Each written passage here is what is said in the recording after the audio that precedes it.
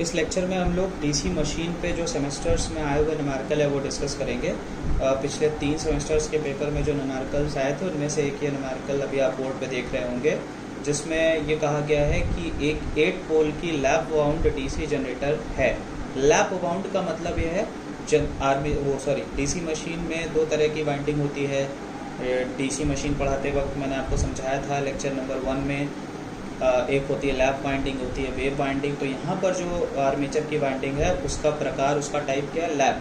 ठीक है, तो 8 पोल की डीसी जनरेटर है जिसकी आर्मेचर वाइंडिंग लैप कनेक्टेड है, जिसमें 450 आर्मेचर टर्न है, यानी जो आर्मेचर की वाइंडिंग है उसमें 450 आर्मेचर टर्न्स हैं।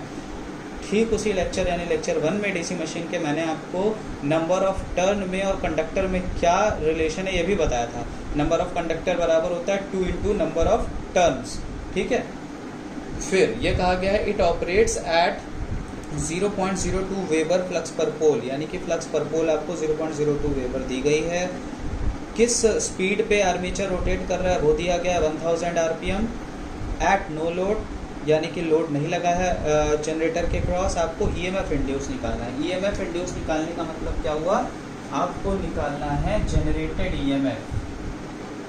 जनरेटेड ईएमएफ यानी कि P/Zn/60A, ये वाला फॉर्मूला यूज होगा।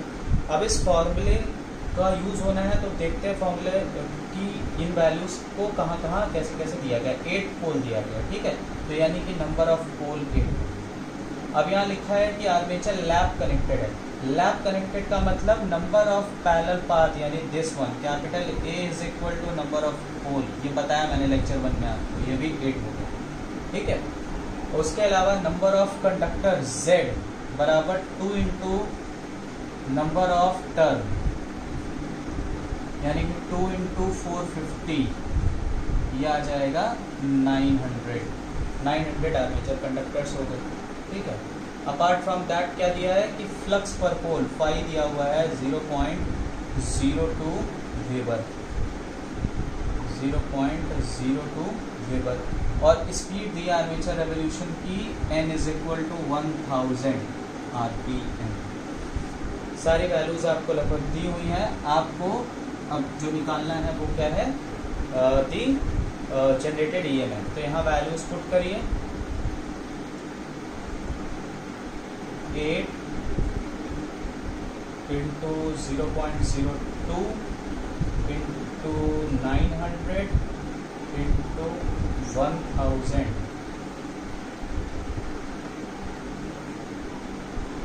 900 इंटू 1000 अपॉन 60 इंटू 8 से 8 कैंसिल हो गया। राइट, इसको सॉल्व करने पे आएगा 300 वोल्ट्स। ये हो गया जनरेटेड ईएमएफ आंसर, ये निकालना। सेमेस्टर में ये क्वेश्चन एक्चुअल में इस तरह से नहीं आया था, इसमें साथ में क्वेश्चन जुड़ा था, ईएमएफ इक्वेशन को डिराइव करना था डीसी जनरेटर के, और उसके साथ ये न्यूमेरिकल जुड़ा हुआ है। ठीक है, तो मैंने सिर्फ न्यूमेरिकल को उठाया है, तो ये इसका सोल्यूशन होगा। आप लोग देख रहे होंगे कि ये सीधा सीधा फॉर्मूला बेस्ड न्यूमेरिकल था। आपको सिर्फ ये देखना है कि वैल्यूज़ क्या क्या दी हुई हैं, उस हिसाब से न्यूमेरिकल आप लगा सकते हैं। बहुत सिंपल सा न्यूमेरिकल था, बस आपको वैल्यूज़ कैसे पहचाननी ये दिमाग में रखना होगा। अब नेक्स्ट न्यूमेरिकल पे चलते हैं। ये नेक्स्ट न्यूमेरिकल है। ये न्यूमेरिकल कह रहा है 4 pole shunt generator with lap connected armature has field and armature resistance of 50 ohm and 0.1 ohm respectively. If supplying power to 100 watt lamp, load for 100 volt, full stop, calculate the armature current and generated EMF. एक shunt generator है जो कि 4 पोल का है, उसकी armature winding lap connected है, armature की field winding का और आर्मेचर का रेजिस्टेंस दिया हुआ है, और ये कहा जा रहा है कि अगर ये जनरेटर पावर सप्लाई कर रही है, जिसको पावर सप्लाई कर रही है वो 100 वाट का लैंप यानी 100 वाट का बल्ब मान लीजिए, जो कि 100 वाट का है। तो 100 वाट का बल्ब है और 100 वोल्ट पे चलता है वो, उसको ये सप्लाई कर रही है पावर जनरेटर। तो आपको जनरेटेड ईएमएफ निकालना है, यानी आर्मेचर के क्रॉस जो ईएमएफ जनरेट हो रहा है उसको आपको कैलकुलेट करना है। हालांकि न्यूमेरिकल को लगाने के लिए, इस न्यूमेरिकल को लगाने के लिए आपको डायग्राम बनाने की कोई ज़रूरत नहीं है, लेकिन समझने के लिए मैं सिर्फ बना रहा हूँ कि एक शंट जनरेटर है, शंट जनरेटर है, शंट जनरेटर का डायग्राम है। लोड पे एक 100 वाट का लैंप लगा हुआ, लोड जहाँ लगता है वहाँ पर 100 वाट का लैंप है जो कि 100 वोल्ट पे चलता है। ठीक है, आर्मेचर का रेजिस्टेंस दिया हुआ है, फील्ड का रेजिस्टेंस दिया हुआ है,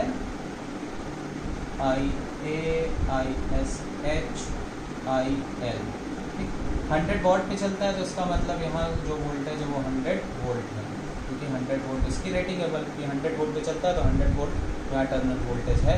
ठीक है, आपको निकालना है कि यहाँ पर जो ईएमएफ जनरेट हो रहा है उसकी क्या वैल्यू है, ईजी की वैल्यू आपको निकालना है, ये न्यूमेरिकल दिया है बेसिकली। ठीक है, तो अब डायग्राम को रफ करते हैं, क्योंकि जगह की कमी है इस वजह से डायग्राम को रफ करना पड़ेगा फर्दर न्यूमेरिकल। लेकिन न्यूमेरिकल में ये चीज़ है कि बल्ब लोड पे लगा हुआ है शंट जनरेटर के, बल्ब 100 वाट का है, 100 वोल्ट पे चल रहा है, तो टर्मिनल वोल्टेज आपको दे दिया गया 100 वोल्ट। जनरेटेड ईएमएफ निकालना है आपको, आर्मेचर करंट निकालनी है आपको, RSH दिया हुआ है न्यूमेरिकल में, RA दिया हुआ है। ठीक है, तो अगर आपको पता है कि लोड का पावर क्या है और लोड का वोल्टेज क्या है तो करंट निकाली जा सकती है। भाई डीसी जनरेटर है तो ये लैंप है, लैंप भी डीसी है, एसी तो होगा नहीं, तो लैंप भी डीसी है, आपको पावर पता है, वोल्टेज पता है, तो करंट आ जाएगी, current is equal to power upon voltage. तो IL की वैल्यू हम डायरेक्टली यहाँ से निकाल सकते हैं। तो जो वैल्यूज दी हुई हैं वो ये दिया हुआ है, नंबर ऑफ पोल दिया हुआ है 4। ठीक है, और लैब कनेक्टेड है इसलिए A is equal to P is equal to हो गया 4। फील्ड रेजिस्टेंस दिया हुआ है 50 ओम, आर्मेचर रेजिस्टेंस दिया हुआ है 0.1 ओम। ठीक है, पावर दिया हुआ है लोड का 100 वाट और टर्मिनल वोल्टेज जनरेटर का दिया हुआ है 100 वोल्ट्स। इतनी वैल्यूज दी हुई। हमें पहले आर्मेचर करंट निकालना है, तो उसके लिए लोड करंट चाहिए हमको, तो पहले तो लोड करंट निकाल लेते हैं। तो IL is equal to load power upon terminal voltage, यानी कि 100 अपॉन 100, ये आ गया 1 एम्पीयर।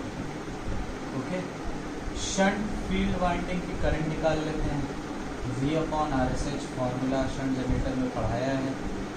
तो 100 है ये और 50 हुआ, ये हो गया 2 एम्पीयर। ठीक, अब शंट जनरेटर में आर्मेचर करंट की इक्वेशन क्या होती है, IA is equal to IL plus ISH। तो IL की वैल्यू 1, ISH की वैल्यू 2, 3 एम्पीयर। तो ये पहला आंसर हो गया जो पूछा गया न्यूमेरिकल में, कैलकुलेट द आर्मेचर करंट। ठीक है, अब नेक्स्ट पूछा गया जनरेटेड ईएमएफ। तो जनरेटेड ईएमएफ का फॉर्मूला जनरेटर में V plus IARA, shunt generator है ना ये, V plus IARA, 100 plus IA की वैल्यू 3, RA की वैल्यू 0.1, ये हो गया 100.3 वोल्ट्स। ये दूसरा आंसर हो। तो इस तरह से ये न्यूमेरिकल सॉल्व हो। आई होप आप लोगों को समझ में आ रहा होगा, क्लियर होगा। सिंपल सा न्यूमेरिकल है, जो वैल्यूज दी गई हैं उससे मैंने कैसे कैसे वैल्यूज निकाली और शंट जनरेटर के फॉर्मूले का यूज़ किया। अब देखिए इस न्यूमेरिकल में अगर हम एक चीज़ जोड़ दें, क्या जोड़ दें, अगर मैं यहाँ एक वर्ड लिख दूँ consider contact, consider contact drop of 1 volt per brush, consider contact drop of 1 volt per brush, मतलब हमने ये जोड़ दिया कि अगर आर्मेचर के ऊपर जो ब्रश लगे हुए हैं उन पे हर ब्रश पे 1-1 वोल्ट का ड्रॉप हो रहा है। तो 2 ब्रश लगे हुए हैं डायग्राम में, 2 ब्रश यूज़ किया गया है, सिंबल दिया गया 2 ब्रशेस का, तो एक वो ब्रश पे 1 वोल्ट का ड्रॉप है, तो 2 ब्रश पे कितना हुआ 2 वोल्ट का ड्रॉप, ठीक है। तो सेमेस्टर में जो क्वेश्चन आया था उसमें ये चीज़ जुड़ी हुई थी, consider contact drop of 1 volt per brush. मैंने इसको हटा दिया था, पहले मैंने कहा आपको सिंपल तरीके से न्यूमेरिकल समझा दिया जाए, उसके बाद फिर इस पे आते हैं, ठीक है। तो अब देखिए न्यूमेरिकल के सोल्यूशन में कोई बदलाव नहीं होगा, ठीक है। जो चीज़ें दी हुई थी वो चीज़ें वैसे के वैसे ही, सॉरी 4 बोल दिया ना, 4 RSS दिया हुआ था, सब दिया हुआ था, कहीं कोई बदलाव नहीं। कहाँ बदलाव होगा मैं वहाँ आपको समझा रहा हूँ, ठीक है, बस देखते चलिए। यहाँ भी कोई बदलाव नहीं, सब कुछ वैसे के वैसे। IL ऐसे ही निकलेगा, ISH ऐसे ही निकलेगा, IA भी ऐसे ही निकलेगा, सब कुछ एज इट इज रहेगा। सिर्फ फर्क कहाँ पर आएगा? फर्क आएगा यहाँ पर हो जाएगा 2 into कॉन्टैक्ट ड्रॉप, यानी कि 2 into 1। फॉर्मूले में बस इतना चाहिए, क्योंकि KVL लगा के मैंने आपको ये फॉर्मूला बताया था ना, तो KVL आप लगाएंगे तो अगर आर्मेचर के ब्रशेस पे ड्रॉप हो रहा है तो वो भी यहाँ पर ऐड हो जाएगा, ठीक है। इसलिए 2 into क्यों किया मैंने, क्योंकि 2 ब्रशेज हैं। यहाँ लिखा है consider contact drop of 1 volt per brush, ठीक। तो दोनों ब्रश पे टोटल कितने हो गया 2 ड्रॉप, तो यहाँ पर 2 वोल्ट ऐड हो जाएगा। अगर यहाँ 1 वोल्ट की जगह पे 0.5 दिया होता तो 2 into 0.5 हो जाता। अगर यहाँ 1 वोल्ट की जगह पे 2 वोल्ट होता तो यहाँ 2 into 2 हो जाता। मतलब जितना ब्रश ड्रॉप होगा 2 में मल्टीप्लाई करके इस इक्वेशन में जोड़ देंगे, तो यहाँ पर 2 ऐड हो जाएगा, यहाँ 2 ऐड हो जाएगा, तो आंसर चेंज हो जाएगा। अब आंसर क्या हो जाएगा जनरेटेड EMF का 104.3, ये नया आंसर सिर्फ इस बदलाव की वजह से। तो इसको नोट कर लीजिए, सेमेस्टर में यही चीज़ दी हुई थी, कॉन्टैक्ट ड्रॉप दिया हुआ है। तो अगर कॉन्टैक्ट ड्रॉप होगा तो किस तरह से न्यूमेरिकल लगेगा यहाँ पर समझ लीजिए इसको, ठीक है।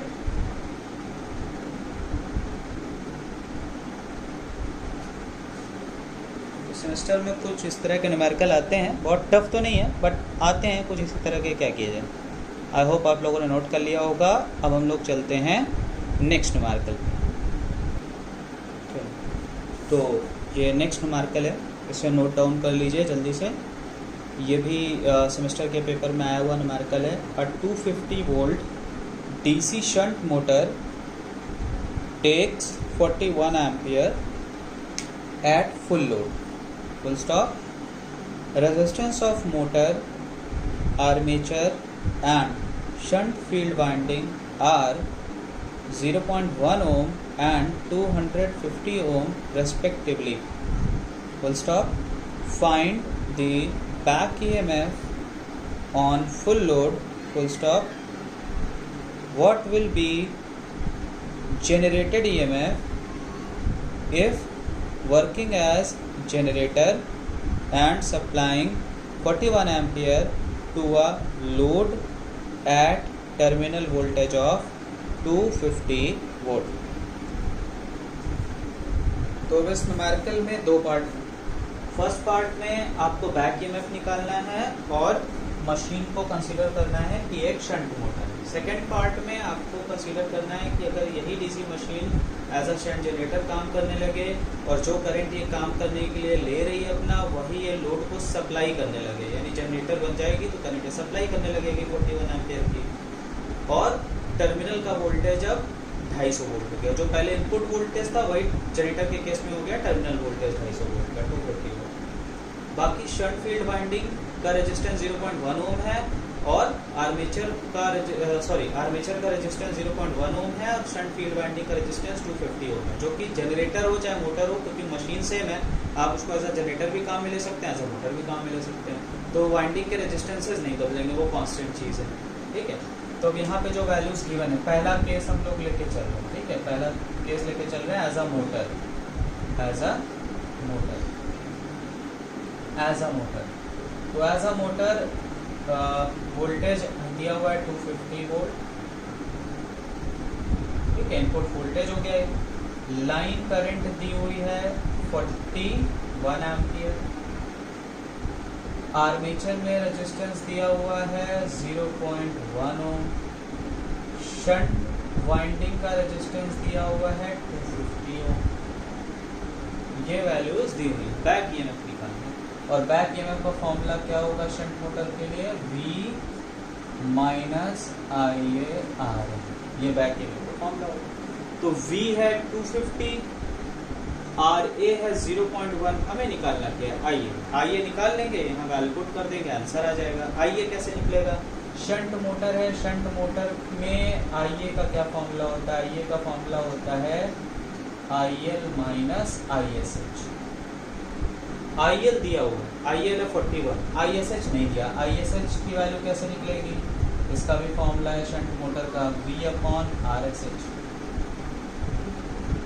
IL है 41, V है 250 एंड RSH इज 250। तो ये कितना आ गया 40 एम्पियर वैल्यू हो गई किसकी, IA की। तो अब यहाँ पर वैल्यूज पुट कर लेते हैं। V की value 250 minus IA 40 and RA है आपका 0.1। सॉल्व करेंगे तो बैक ईएमएफ की वैल्यू आएगी 246.1 नो 246 आएगी, क्योंकि 0.1 है, 250 में 4 गया 256 होता है। ये फर्स्ट पार्ट का आंसर है, ये आपको निकालना, नोट कर लीजिए जल्दी से इसे।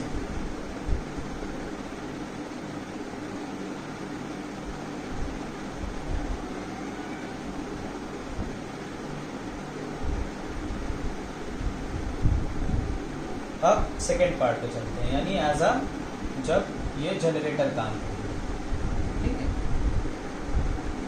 सारी चीज़ें वैसे के वैसे ही रहेंगी, बस अब ये machine as a generator consider करेगी।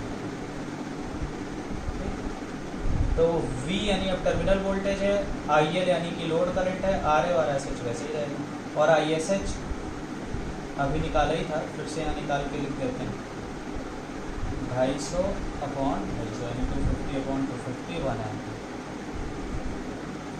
अब क्या है, आपको निकालना है जनरेटेड ईएमएफ, ठीक है, what will be the generated EMF.